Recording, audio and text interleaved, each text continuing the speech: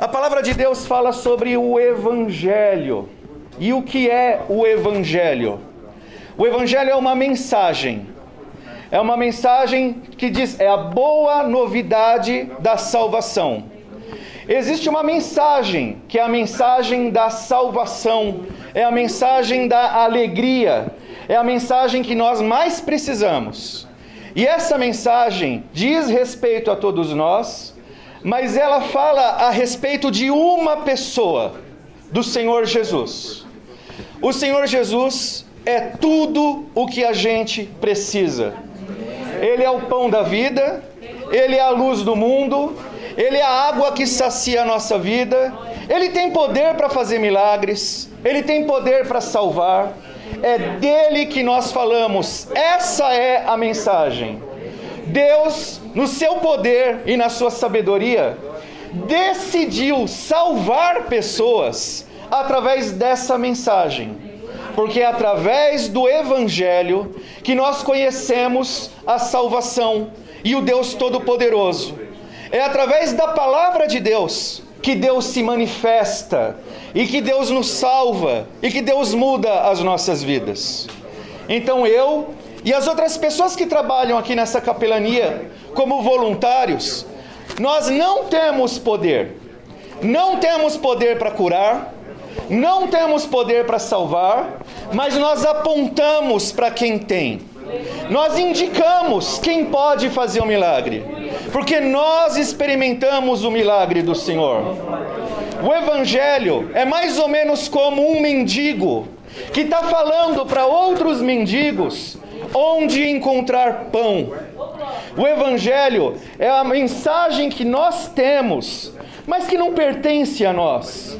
É o poder de Deus para a salvação de todo aquele que crer. Então a fé é necessária.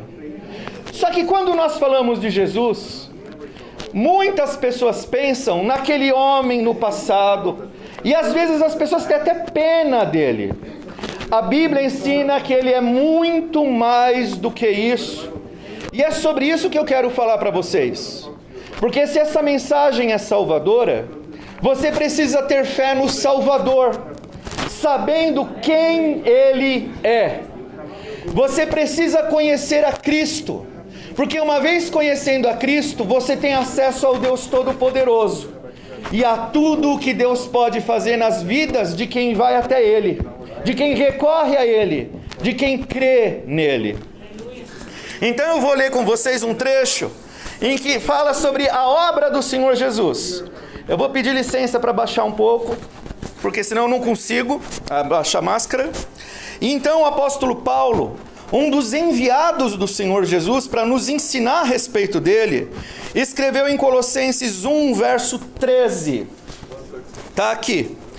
Ele, Jesus, nos libertou do império das trevas e nos transportou para o reino do Filho do seu amor. O apóstolo Paulo está descrevendo atos de Deus. E presta atenção no tempo do verbo.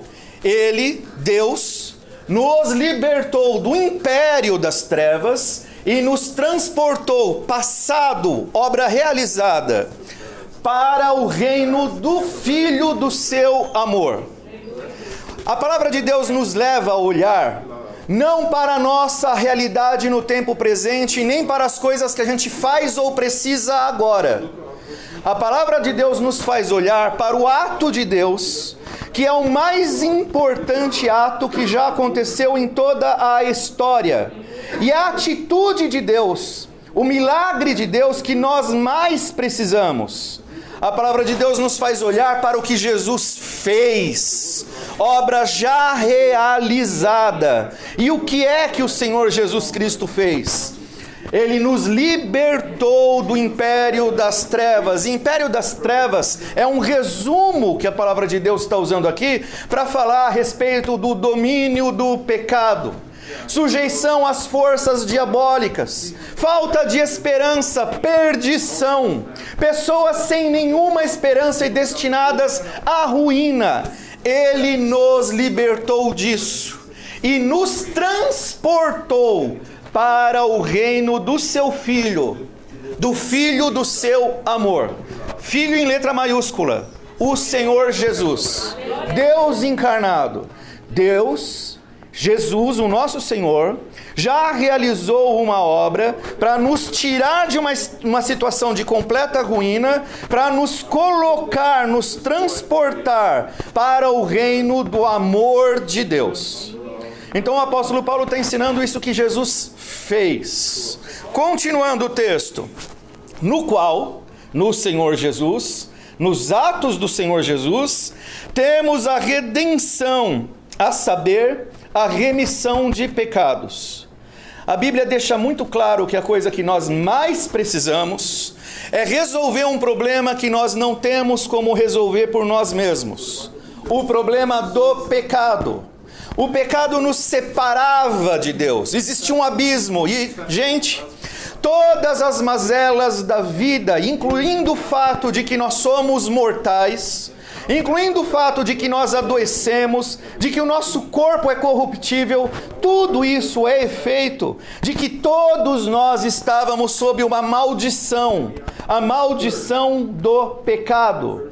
Nós não tínhamos como ter acesso por nós mesmos ao Deus que é o autor da vida, sustentador da vida e a fonte da vida. Isso estava quebrado. Eu e você, nós não poderíamos resolver isso. Outra pessoa precisava resolver isso, que é o Senhor Jesus. Então, isso já aconteceu. Verso 3. Verso 15. Este, Jesus, é a imagem do Deus invisível, o primogênito de toda a criação. Jesus não é um coitadinho que sofreu na vida e morreu na cruz. O que ele veio fazer no mundo, incluindo a morte na cruz, fez parte de um ministério, de um mandato, de uma ordem dada por Deus Pai. Mas quem é Jesus? Jesus é a imagem do próprio Deus que é invisível. Notem, Deus não pode ser visto. Deus não pode ser experimentado por nós. Raramente é sentido. Deus habita na eternidade, nós habitamos na nossa mediocridade nesse mundo. Não temos como subir até Deus. Então, Deus inverteu isso. Na pessoa do Senhor Jesus, Deus é que desceu até nós. Ele encarnou, se fez homem, ele abriu mão de toda a sua glória que ele já possuía desde toda a eternidade, e ele se fez homem como eu e você. Na impossibilidade de nós subirmos, Deus desceu, e nós vemos a Deus vendo a Cristo, conhecendo ao Senhor Jesus. E como eu conheço ao Senhor Jesus? Como eu vejo a Jesus? Lembra do começo dessa mensagem. Na sua sabedoria, Deus se faz conhecer pela mensagem e pela pregação do Evangelho. Você vê a Cristo. Você tem o Senhor diante de você. Quando o Evangelho é pregado para você e você crê nas obras do Senhor Jesus Cristo. Um momento como esse é um momento em que nós partilhamos da verdade de Deus, e essa verdade não é apenas um conceito mental. Essa verdade é o próprio Deus se manifestando para salvar. Deus, na sua sabedoria, ele se manifesta pela pregação do Evangelho. No Evangelho nós vemos esse que é o primogênito de toda a criação. O que isso significa? Tudo, incluindo você, incluindo as coisas que fazem parte da sua vida, todas as coisas existem por causa do nosso Senhor. E é isso que o Evangelho vem resgatar, o propósito da sua vida em Cristo. E o verso 16, por quê? Porque nele foram criadas quantas coisas a Bíblia diz? Todas as coisas. Todas as coisas foram criadas em Cristo. Aquele Jesus que um dia esteve entre nós, ele existia desde toda a eternidade. E ele mesmo é o Deus que criou todas as coisas, e as coisas existem por causa dele, porque sem ele, nada do que foi feito, nada do que existe, teria existido. Então esse homem, Jesus, é o autor de todas as coisas, é o Deus encarnado. É o Todo-Poderoso que se apresenta como Deus que Ele é, para que nós sejamos salvos e reconciliados com Deus. E tenhamos acesso a todas as coisas que fazem parte do que Deus é. Do seu amor, do seu poder, da sua glória, da vida eterna. Continuando o texto, então, todas as coisas no céu e sobre a terra, nada escapa do domínio do Senhor. Sejam as coisas visíveis ou as coisas invisíveis. Tantas coisas que nós não vemos e não conhecemos. E o principal delas, a palavra de Deus vem fazer com que a gente conheça. Eu não vejo a Deus. E Deus se faz revelado através de Cristo. Tudo existe para a glória do Senhor, sejam tronos, sejam soberanias, quer principados, quer potestades. Tudo foi criado por meio dele e para ele. Lembra quem é ele? O Senhor Jesus Cristo. Ele é antes de todas as coisas. Nele tudo subsiste.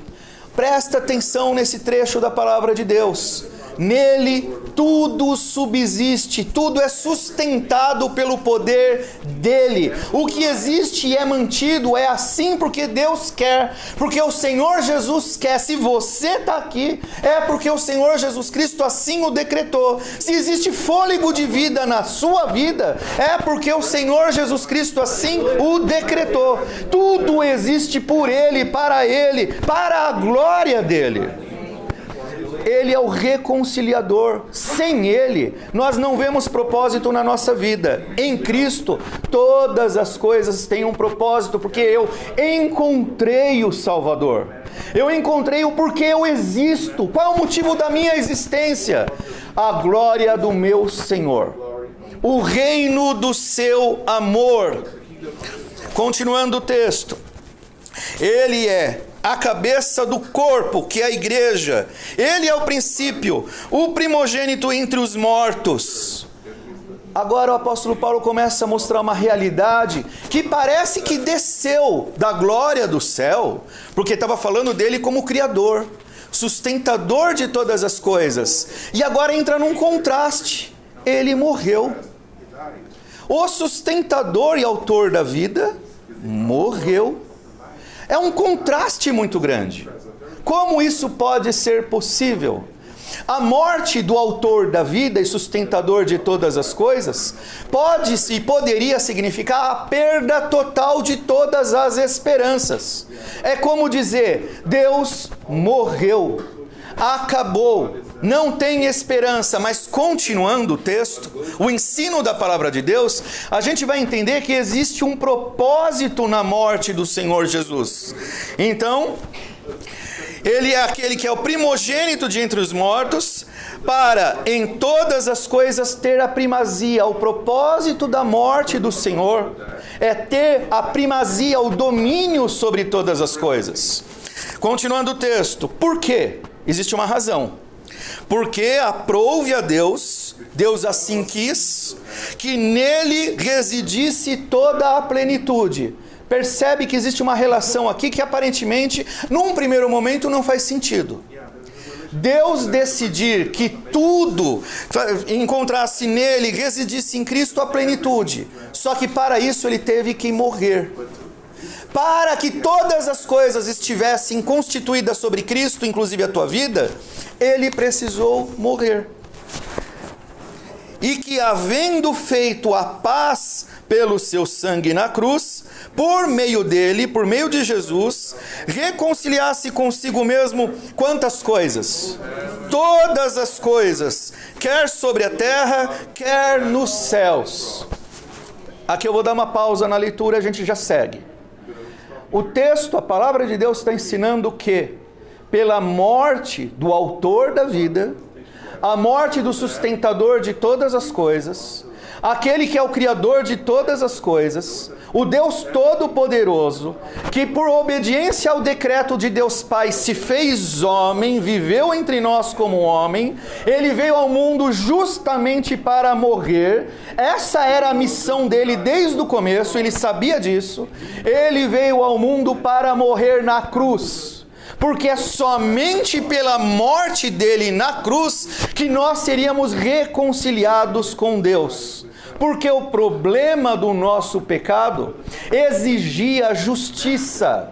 E o lugar certo da justiça é a morte. Todo aquele que pecar morrerá. Essa é a sentença sobre todo pecador. Então por que é que Jesus morreu por nós? O texto começa dizendo que isso está relacionado com o reino de amor dele. Por amor a nós, por amor à humanidade caída, por amor por você, o Deus Todo-Poderoso se fez homem para dar a sua vida por você. Alguém morreu por você, e a pessoa que morreu não foi teu colega, não foi alguém parecido com você, não foi sua mãe, seu pai, seu filho, não foi seu amigo. Quem morreu por você foi o próprio Deus que se encarnou em Cristo, porque Ele tomou sobre si todo o peso do teu pecado, as maldições que te sentenciavam. Ele pagou por isso para que você recebesse a justiça que pertence a Ele. E foi uma morte substitutiva. Nós que não tínhamos esperança nenhuma, passamos a ter esperança porque alguém pagou pelos nossos crimes diante de Deus. E porque nossas penas foram pagas, nós recebemos a justiça do Senhor Jesus. É como se, o que a Bíblia ensina é que a nossa dívida foi cravada na cruz.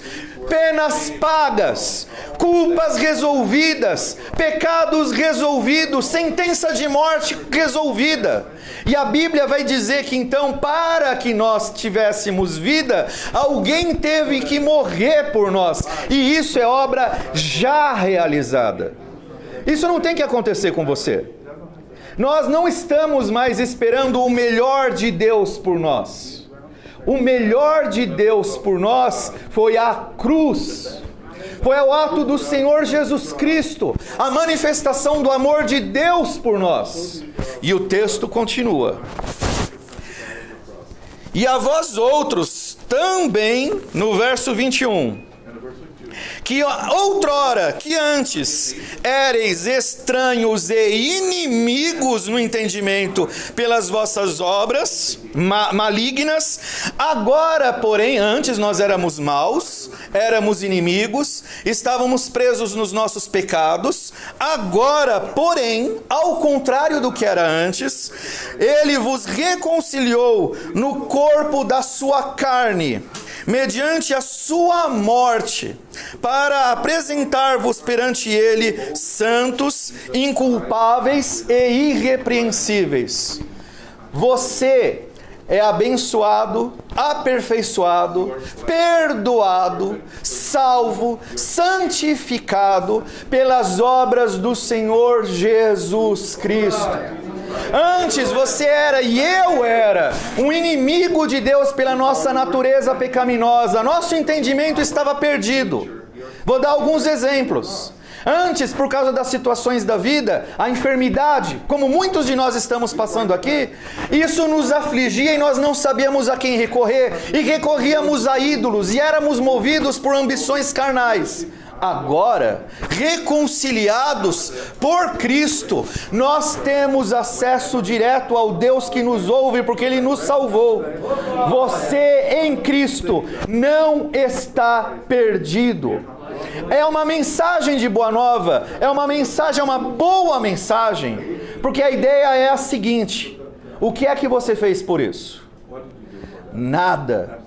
É uma mensagem boa, porque é uma notícia. Olha o que Deus fez por você. Ele enviou Jesus. Alguém morreu por você. Você não precisa mais estar perdido. A tua vida foi objeto do amor de Deus. Deus te olhou do céu e você era o inimigo dele pelos seus pecados e estava perdido nas maldições do pecado. E ele resolveu o problema do nosso pecado, enviando Jesus. A melhor coisa que nós temos à nossa disposição, ao nosso alcance, diante de nós, é o fato de que o Salvador veio ao mundo. E o texto continua. O texto diz que nós fomos abençoados então, reconciliados. Mas no verso 23 tem uma consideração.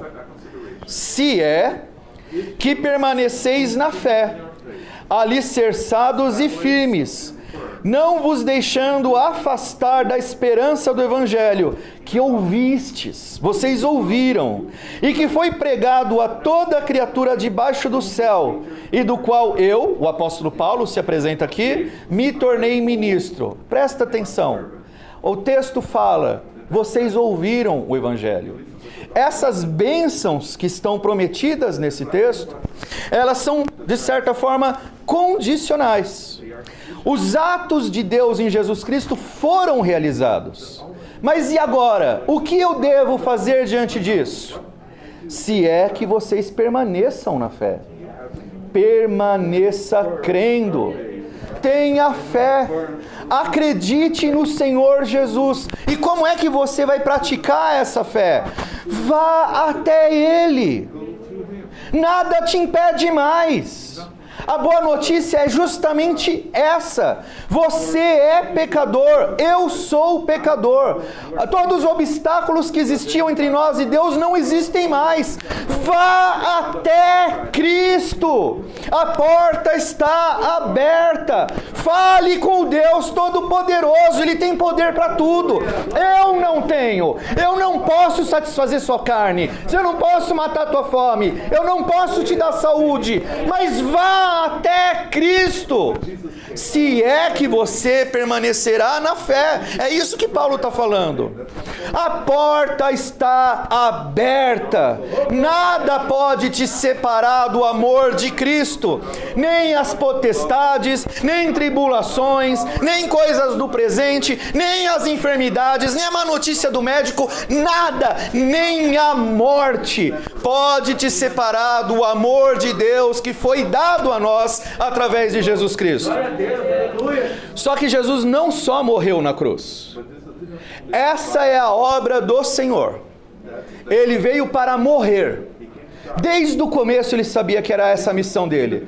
Porque ele veio para salvar pecadores e a única forma de salvar pecadores era morrendo no lugar deles. Só que ele ressuscitou. Ele triunfou da morte, do pecado e do inferno. Ele está vivo, Ele reina, Ele intercede pelo seu povo, Ele ouve nossas orações, Ele luta por nós e um dia Ele voltará para estabelecer esse reino do amor dele.